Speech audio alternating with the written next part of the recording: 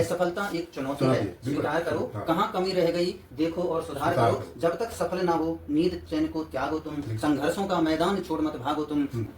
आज की चर्चा में आप सभी का हार्दिक अभिनंदन है और मैं तारा जैंगड़, और आज हमारे साथ जुड़े हैं सम्माननीय हमारे डॉक्टर अजय अनुरागी जी। और आज हम एक गंभीर समस्या पर एक चर्चा लेकर आए हैं और वो है बच्चों में आत्महत्याओं की बढ़ती हुई प्रवृत्ति। और आत्महत्याओं के यदि आंकड़े देखें तो विश्व पटल पर हम देखते हैं तो साउथ अफ्रीका में सर्वाधिक ये आत्महत्याएं होती हैं और विकसित राष्ट्रों में भी ये लगातार आंकड़े बढ़ते जा रहे हैं। अमेरिका भी ये समस्या का विषय है। और भारत की यदि हम बात करें तो भारत में भी सर्वाधिक जो आत्महत्याएं देखी गई हैं वो अंडमान निकोबार द्वीप समूह में और सिक्किम, छत्तीसगढ़ और राजस्थान में देखें तो बच्चों की जो सर्वाधिक आत्महत्याएं होती हैं वो कोटा शहर में होती हैं। तो कहीं ना कहीं शिक्षा भी इसमें भागीदार हो सकती है। तो मैं पूछना चाहूँगा कि इसके क्या क्या कारण हो सकते हैं कि ये बच्चों में सर्वाधिक पनपती जा रही है समस्या। कारण ये जो समस्या है आत्महत्या की किशोर पीढ़ी में और युवा पीढ़ी में, ये एक बड़ी गंभीर समस्या है। और ये न केवल व्यक्तिवादी समस्या है, न केवल परिवार की समस्या है, न समाज की समस्या है, ये पूरे एक राष्ट्र की समस्या है। क्योंकि एक बच्चा राष्ट्र की धरोहर होता है और वो बहुत ऊर्जा से लबरेज होता है। अगर ऐसा बच्चा अपनी आत्मा को नष्ट करने पर तुल जाता है तो निश्चित रूप से ये दोष कहीं न कहीं हम सबका है। जी, हमारे समाज का भी है, हमारे जो परिवार हैं, घर परिवार में जहाँ बच्चे हैं उनका भी ये बड़ा दोष है। और हमारी जो शिक्षा की व्यवस्था है उसका भी कहीं न कहीं मैं दोष मानता हूँ। क्योंकि हम देखते हैं कि जो बच्चा है अब वो विद्यालय की जगह कोचिंग संस्थानों को महत्वपूर्ण मान रहा है, पाठ्य पुस्तकों की जगह गाइड और पासबुकों को महत्वपूर्ण मानता है, अध्यापक और शिक्षकों की जगह अब वो मोटिवेशनल गुरुओं को महत्वपूर्ण मानने लगा है।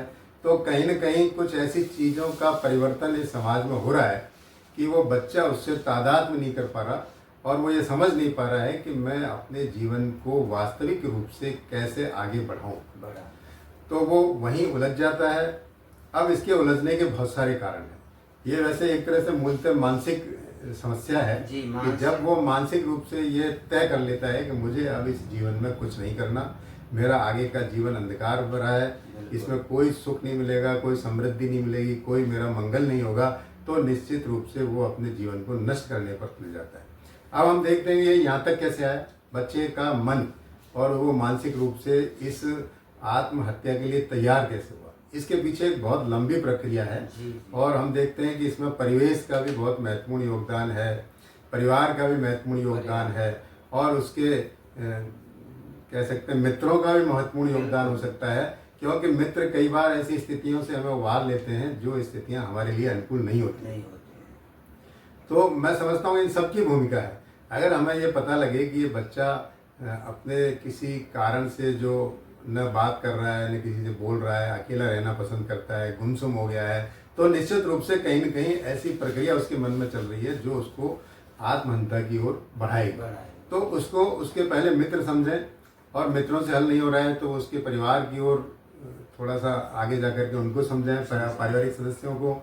फिर हो सकता है कि उनसे नहीं समझे तो और किसी भी कारण से इस स्थिति को स्पष्ट करने की कोशिश करें कि बच्चा एकदम उदास क्यों हो गया, एकदम गुमसुम कैसे हो गया, क्या उसको किसी बात से कचोट पहुंची है, ठेस पहुंची है, या उसे किस अपने मन में अपने आप पर विश्वास नहीं रहा।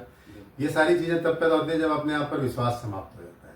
मुझे लगता है कि मुझे विश्वास है आज असफल हो गया लेकिन कल सफलता की ओर बिल्कुल पहुंच जाऊंगा मैं। इसमें पाठ्यक्रम का भी कोई? हाँ, पाठ्यक्रम की बात जब हम करते हैं तो पाठ्यक्रम जो हमारे विद्यालयों में पढ़ाया जा रहा है उसमें 2-3 चीज़ों की ज़्यादा ज़रूरत है। एक तो जो नैतिक शिक्षा की चीज़ें हम पहले पढ़ाते थे बचपन में हमने भी पढ़ी है। तो पाठ्यक्रम में बहुत सारे महापुरुषों की, आदर्श पुरुषों की, अच्छे पुरुषों की या जीवनियाँ और कहानियाँ हम पढ़ा करते थे, ताकि पढ़ने से ऐसा नहीं है कि भाई पढ़ करके हम कोई रट लेते थे। वो रटना तो केवल एक पास होने के लिए था, लेकिन जब हम पढ़ते हैं तो बहुत सारी चीज़ें हमारे ऊपर प्रत्यक्ष और अप्रत्यक्ष रूप से प्रभाव डालती है। तो शिक्षा भी प्रत्यक्ष और अप्रत्यक्ष, चेतन और अवचेतन दोनों में प्रभाव डालती है। तो वो प्रभाव ही जीवन को आगे बढ़ाता है। और मनोविज्ञान तो ये कहता है कि चेतन जगत से ज़्यादा अचेतन जगत में जो कुछ हम ग्रहण करते हैं, जो कुछ हमारे मस्तिष्क में है, वही सारी हमें व्यवहारिक रूप से आगे प्रतिक्रिया में बदल देता है।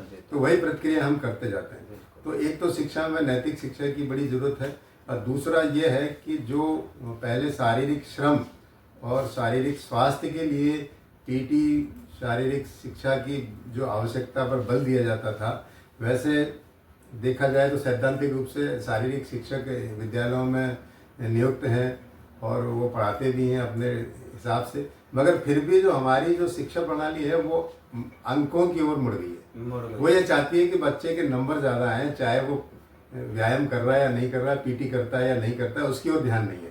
मार्क्स बिल्कुल एजुकेशन, हाँ, मार्क्स बेस्ड हो गई है। और वो केवल ये चाहता है कि, और मार्क्स भी ऐसे हों कि प्रतिस्पर्धा में मेरा उससे नंबर ज़्यादा आना चाहिए। ये जो प्रतिस्पर्धा है, ये हम देखते हैं कि जब बच्चे इस विद्यालय में थोड़ी कम होती है, विद्यालय से भी ज़्यादा कोचिंग में होती है। वहाँ बच्चे एक जैसे बच्चा है, एक ही तरह की प्रतियोगी परीक्षा में बैठेगा, तो वहाँ हम देखते हैं कि बच्चा इतना प्रतिस्पर्धी हो जाता है कि उसके दिमाग में ये रहता है कि मैं इससे आगे निकलूंगा।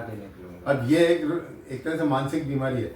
यहाँ तक तो ठीक है कि आप स्वस्थ प्रतिस्पर्धा करें, लेकिन जब प्रतिद्वंदिता थोड़ी विकृत हो जाती है तो उसके दिमाग में बहुत सारे विकार उत्पन्न होते हैं, और ये विकार भी आगे जाकर के कहीं न कहीं असफल होने पर उसे आत्महत्या की ओर मोड़ देते हैं। तो ये शिक्षा की भी बहुत सारी बातें हैं।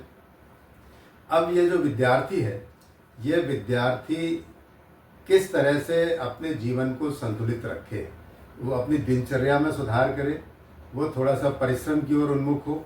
हम देखते हैं कि जो हमारे बच्चों के जो परिजन हैं, उनके जो माता पिता हैं, वो बच्चों को सुख और सुविधाओं से बिल्कुल लैस कर देते हैं। और वो ये चाहते हैं कि ये मेरा बच्चा किसी भी प्रकार की परेशानी में न पड़े और हाँ, निर्द्वंद रूप से ये आगे अध्ययन में बढ़ता जाए। लेकिन ऐसा नहीं है। जब तक बच्चा दुख और परेशानी और संकटों को नहीं समझेगा, नहीं झेलेगा, तो मैं सोचता हूँ कि वो अपने आगे जीवन में अच्छे ढंग से तरक्की नहीं कर पाएगा। क्योंकि वो जैसे ही संघर्ष आएंगे वैसे ही घबरा जाएगा, वैसे ही पसीने पसीने हो जाएगा, हाथ पांव फूल जाएंगे। कई बार देखते हैं अचानक कोई समस्या आ जाती है तो हम भी कई बार परेशान हो जाते हैं। लेकिन अब लगातार ऐसी परेशानियों से जूझते रहेंगे तो निश्चित रूप से एक दिन हम आगे जाकर के उन परेशानियों पर पार पा लेंगे। तो बच्चे को भी इसी तरह पार पाने के लिए शुरू से, बचपन से ही माता पिता की जिम्मेदारी है कि उसको थोड़ा सा संघर्ष और श्रम भी करवाएं। थोड़ा सा उसका पसीना बहेगा, शारीरिक परिश्रम जरूरी है। परिश्रम जरूरी है, क्योंकि शक्ति जब शरीर में होगी तभी वो झेलेगा, और तभी उसका मन स्वस्थ होगा। ये कहा भी जाता है कि स्वस्थ शरीर में स्वस्थ मस्तिष्क का निवास होता है, और इसको तो हम झुठला नहीं सकते। तो जब शरीर स्वस्थ नहीं होगा और तो वो अपने स्वस्थ मस्तिष्क का विकास नहीं करेगा। और ये जो रोग है जिसकी हम चर्चा आज कर रहे हैं, जिस समस्या की हमारा ध्यान है, एक तरह से आप इसको बीमारी मान सकते हैं। क्योंकि अचानक बच्चा इधर जा रहा है और एकदम इधर मुड़ गया, ऐसे थोड़ी मुड़ सकता है। कई बार हम देखते हैं गाड़ी सीधा जा रहा है और वो अचानक मुड़ जाता है। तो वो कैसे मुड़ जाता है? उसके दिमाग में या तो 2-3 चीज़ें चल रही हैं कि मैं ये सोच भी कुछ रहा है, धंधे की भी सोच रहा है, पढ़ाई की भी सोच रहा है, गाड़ी भी चला रहा है। तो 5-7 चीज़ें चल जाती है तो दिमाग उसका काम करना बंद कर देता है, और ऐसी स्थिति में सीधे जाने की जगह वो गलत दिशा में मुड़ जाता है। तो यही बच्चे के साथ है कि उसकी भी स्टीयरिंग जो ब्रेक है ना, फेल हो जाता है वो, तो वो सही दिशा में जाने से चूक जाता है। तो ये भी एक आत्महत्या का कारण मान सकते हैं। मैं चाहता हूँ कि आत्महत्या कम से कम हो, और इसके लिए हमें क्या उपाय होने चाहिए हमारे समाज? ठीक है, इसके उपाय के मतलब सामूहिक उपाय हैं इसके। तो परिवार भी मिलकर इसका उपाय करे, समाज भी इस पर ध्यान दे, और राष्ट्रीय पद्धतियाँ या नीतियाँ भी ऐसी हों कि हम बच्चे को सुरक्षित जीवन यापन के लिए आगे बढ़ा दें। पहले वो संघर्ष करना सीखे और वो आगे बढ़ जाए, अपने आप स्वतः बढ़ जाएगा। हम देखते हैं कि बहुत से बच्चे जो गरीबी से निकलते हैं वो अभाव भी झेलते हैं और परेशानियां भी झेलते हैं, परिवार की परेशानियां भी झेलते हैं, समाज की भी झेलते हैं। बहुत सारी परेशानियां समाज भी उन पर दबाव डालता है, और जिसको वो पूरा नहीं कर पाता उनका परिवार, तो उसका आभास उस बच्चे को भी होता है। तो जब इतनी सारी परेशानियों से बच्चा आगे निकलता है तो मैं सोचता हूँ कि उसके व्यक्तिगत जीवन में कोई अचानक ऐसी चीज आ जाए, रुकावट आ जाए, बाधा आ जाए, अवरोध आ जाए, असफलता आ जाए, तो वो उससे पार पालेगा। उसमें वो घबराएगा नहीं, हिचकिचाएगा नहीं, और वो निश्चित रूप से आगे बढ़ने के लिए कोई न कोई रास्ता खुद ही निकाल लेगा। और कहा भी गया है असफलता एक चुनौती है, बिल्कुल। स्वीकार करो। हाँ। कहाँ कमी रह गई देखो और सुधार करो। जब तक सफल ना हो नींद चैन को त्यागो तुम, संघर्षों का मैदान छोड़ मत भागो तुम, कुछ किए बिना ही जय जयकार नहीं होती, कोशिश करने वालों की कभी हार नहीं होती। लहरों से डरकर नौका पार नहीं होती। ये भी बिल्कुल बिल्कुल। तो लहरों से अगर हम डरेंगे तो नौका पार नहीं होगी। मतलब जीवन में समस्याएं तो आएंगी। लेकिन अब अगर आपने किसी बच्चे को लहरों में उतारा ही नहीं, पानी में उतारा ही नहीं है, तो वो लहरों को कैसे जानेगा, उनके झंझावातों को कैसे झेल पाएगा। इसीलिए ये तो बच्चों की बात है। हम देखते हैं कि बहुत से बड़े अधिकारी वर्ग पर हैं जिसे आप प्रशासनिक बड़े पद मानते हैं कि उसके लिए बच्चा कितनी तैयारी करता है, कितनी मेहनत करता है, जिसमें इंजीनियर डॉक्टर भी अपनी उसको छोड़ करके, पैसे को छोड़ करके बड़े प्रशासनिक पदों पर जाते हैं। चाहे वो IAS का पद हो, IPS का हो। तो लेकिन हम देखते हैं कि उनमें भी आत्महत्या की प्रवृत्ति वो कहाँ से? भाई वो तो सर्व सक्षम है, समर्थ है और वो हर चीज को टैकल भी कर सकते हैं, मैनेज भी कर सकते हैं, उनके पास तो संसाधन भी है। लेकिन वो आत्महत्या कैसे करता है? तो अब वो ये सारी बातें मन की जो शक्ति है ना, उस पर निर्भर करती है कि आपके मन के भीतर ताकत कितनी है। तो मन से ताकतवर होना चाहिए। बिल्कुल, मन से भी, संघर्षों से लड़ना चाहिए, मरना नहीं चाहिए हमें। आप मतलब शरीर से ताकतवर है तो मन से भी ताकतवर बने। अगर आपका मन कमजोर है, अब हमने देखा होगा एक समस्या और आती है, युवाओं में भी है, किशोरों में भी है, और है कि जो प्रेम प्रसंग के माध्यम से भी हम देखते हैं कि आत्महत्या की चीजें बढ़ रही है। अब इसमें निराश होना, हताश होना या कोई नहीं बोले तो कोई बात मरना तो जरूरी थोड़ी है। बिल्कुल ही नहीं बोल पाएंगे। हो सकता है आगे रास्ते या दरवाजे खुल जाएं। तो ये जो चीजें हैं ये बहुत बचकानी चीजें लगती हैं, लेकिन प्रेम में क्या, बचकानी चीजों को भी बहुत महत्वपूर्ण मान लेता है व्यक्ति, और वो महत्वपूर्ण मान करके अपनी लीला को समाप्त कर लेता है। तो ये सारी चीजें ऐसी हैं कि इन चीजों पर आप तभी विजय प्राप्त कर सकते हैं जब आप किसी न किसी ताकत के साथ खड़े होते हैं और मजबूती के साथ खड़े होते हैं कि भाई मैं यहाँ असफल हो गया, यहाँ मतलब विकल्प हमारे पास होने चाहिए। मैं इस परीक्षा में असफल हो गया तो अगली बार हो सकता हूँ दूसरी परीक्षा में सफलता प्राप्त कर लूंगा, या मेरे लिए ये रास्ता बंद हो गया तो बहुत सारे रास्ते खुले हुए। मैं भी सर कई बार असफल हुआ था और अंत में मैं लगातार संघर्ष करता रहा, लेकिन कभी जीवन में आत्महत्या के बारे में नहीं सोचा। बस आगे हम सफल। बिल्कुल। अगर मान लिया जाए कि आप निराश हो गए, हताश हो गए और जीवन लीला को समाप्त करने पर तुल गए, तो फिर आगे जीवन का कोई मतलब ही नहीं। इस संसार में मतलब अगर कोई चला जाता है तो उसका कोई डेटा नहीं रहेगा, खत्म, समाप्त। जो चला गया जो चला गया, और जो नहीं गया, जो संघर्ष कर रहा है वो कुछ यहाँ करके जाएगा तो वो चीजें सुरक्षित रहेंगी। तो बिल्कुल बच्चों को ये सोचना चाहिए कि हम कुछ रचनात्मक करें, कुछ ऐसी चीजों के साथ हम जुड़ें ताकि हम अपने इस तनाव को कम कर सकें। मैं ये मान सकता हूँ भाई तनाव कम नहीं हो पाता है, फिर वो और दबाव बढ़ता जाता है। कोचिंग सेंटर्स में जो बच्चे हैं जो बहुत भारी तनाव और दबाव को झेल रहे हैं, वो तनाव और दबाव ही दूर कैसे किया जाए। माँ बाप से दूर रह रहे हैं, अपनी पीड़ा किसी को बांट नहीं सकते हैं, मित्र आपस में प्रतिद्वंदिता कर रहे हैं पढ़ाई की, तो उनके साथ आप साझा नहीं कर सकते हो। तो ऐसा कौन है जो उनकी बात को सुनेगा? अगर नहीं सुनेगा तो उनको ऐसा लगता है कि मेरा इस संसार में कोई नहीं है और वो अपनी लीला को समाप्त कर लगते हैं।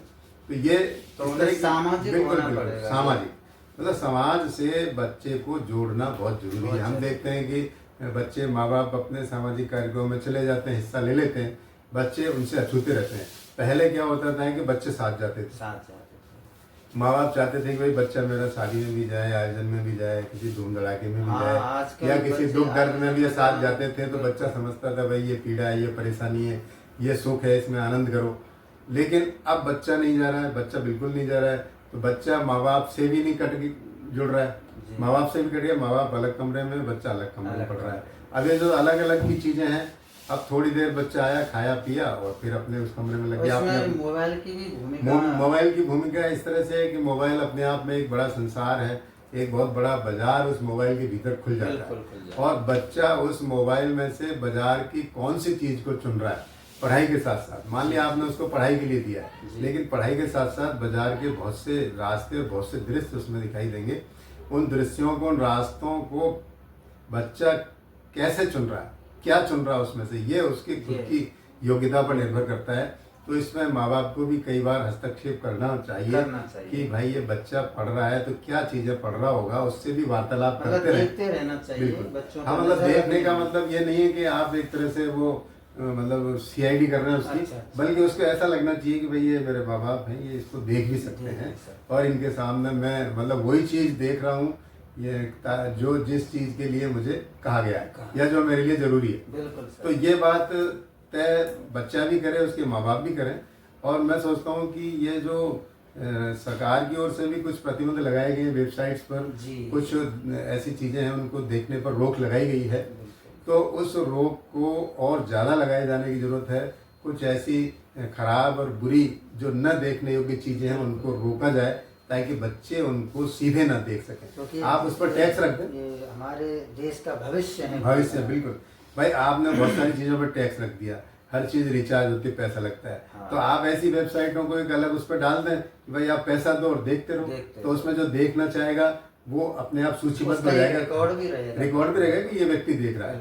अब बच्चा अचानक आप वो बच्चा पढ़ाई किताब पर काम कर रहा है, उसको देख रहा है और आप देखते हैं, आप थोड़ी देर बाद यूट्यूब पर विज्ञापन दूसरे आ जाते हैं, अब आते रहते हैं बीच में, उनको भी नहीं रोका जा सकता क्योंकि वो रोजगार से जुड़ा हुआ है उनका। यूट्यूब कोई आपको सेवा थोड़ी दे रहा है, वो तो अपनी कमाई कर रहा है और अपनी कमाई कैसे करेगा, विज्ञापन से करेगा।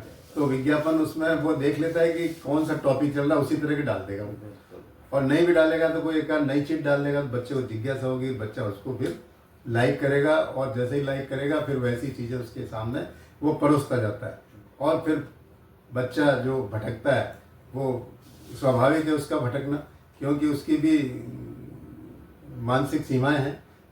और आप देखते हैं चकाचौंध में तो बच्चा क्या बड़ा भी भटक जाता है, बड़ा भी भटक। तो ये जो चकाचौंध की दुनिया है मोबाइल की, इससे दूर रहना चाहिए। हाँ, दूर रहना तो चाहिए, लेकिन मतलब आप समस्या ये है कि बहुत सारी चीजें शिक्षा की ऑनलाइन हो गई हैं, बहुत सारे विद्यालय तो ऑनलाइन ही चल रहे हैं। और कोरोना काल के बाद तो हम देखते हैं कि ऑनलाइन का इतना जोर प्रचलन बढ़ा है, इतना प्रचलन बढ़ गया कि अब चाहे वो सरकारी संस्थान हो, चाहे वो निजी संस्थान हो या कोचिंग संस्थान हो, वो ज़्यादा से ज़्यादा इसका उपयोग कर रहे हैं। अब जैसे ऑनलाइन बहुत सारे पाठ्यक्रम कोचिंग ऑनलाइन ही पढ़ा रहे हैं, वो कहते हैं कि आप क्लासरूम मत ज्वाइन करो और इसको आप ऑनलाइन पढ़ते रहो। हमारा ऑफलाइन ज़्यादा बेटर रहती हैं मेरे हिसाब से, बजाय ऑनलाइन। नहीं वो रहता है, लेकिन अब कोचिंग्स का क्या है कि वो काफ़ी जैसे दूर है, यहाँ से 20-30 किलोमीटर दूर है, तो बच्चा वहाँ जाएगा, 1-1.5 घंटा जाने में लगेगा, फिर 1-1.5 घंटा आने में लगेगा, फिर वहाँ 5-6 घंटा पढ़ेगा। तो अब बच्चा सोचता है कि मेरा 2-3 घंटे तो आने जाने में खराब हो गया। तो मोबाइल सुविधा भी है और दुविधा भी है, हाँ दोनों ही है। वो जितनी सुविधा है उससे ज्यादा दुविधा पैदा कर रही है, लेकिन इस दुविधा को सुविधा में बदलने का जिम्मा हमारा है। हम बच्चे पर थोड़ा सा अंकुश भी लगाएं, उसको समझाएं भी कि यह जो जीवन का समय है, ये जीवन का समय इस मोबाइल से खेलने का नहीं है, बल्कि इस मोबाइल से कुछ चीज़ों को सीखने का है, जो जीवन की अच्छी गति कर सकें और जीवन को आगे बढ़ा के हमें एक लक्ष्य की ओर उन्मुख कर सकें। ये इसका मोटो होना चाहिए। तो आज कोई जो चर्चा का विषय रहा है, आपने ये बताया है कि सुसाइड के जो केसेज हैं कम हो सकते हैं, वो एक नैतिक शिक्षा के माध्यम से हो सकते हैं कि स्कूलों में नैतिक शिक्षा हो, सामाजिकता भी बहुत जरूरी है और पेरेंट्स भी उसको इन्वॉल्व करें अपने साथ बिठाने के लिए, खिलाने के लिए, तो ये काफी हद तक सिमट सकती है। और फिर मतलब आप उस पर इतना न थोपें। मान लिया जो सपना मैंने देखा है वो सपना अगर हम बच्चे से पूरा कराना चाहेंगे तो निश्चित रूप से परेशानी तो होगी। बच्चे को भी हो सकता है बच्चा वो मतलब चीजों को सीखना नहीं चाहता, बिल्कुल दबाव ना डालें, उसकी रुचियों का भी ध्यान रखते हैं और वो क्या करना चाहता है, उसकी क्षमताओं का भी देख लें। रुचि भी है लेकिन उसकी क्षमता उस तरह की नहीं है कि वो वहाँ तक पहुँच सके, तो इस पर भी हमको ध्यान रख देना पड़ेगा, तभी हम इस भावी पीढ़ी को सुरक्षित और संरक्षित रह सकेंगे। तो आज हमारे साथ डॉक्टर अजय अनुरागी जी ने बहुत बढ़िया ये सुसाइड से बचने के लिए, आत्महत्याओं से बचने के लिए हमें एक तरीके बताए। तो हमें कभी आत्महत्या नहीं करनी चाहिए, हमें हमेशा हमारे जीवन में असफलताएं आएंगी, हमारे जीवन में संघर्ष आएंगे, लेकिन हमें उनसे उभरना है, आगे निकलना है, पास करना है उनको। बहुत बहुत धन्यवाद आपका कि आप हमारे साथ जुड़े।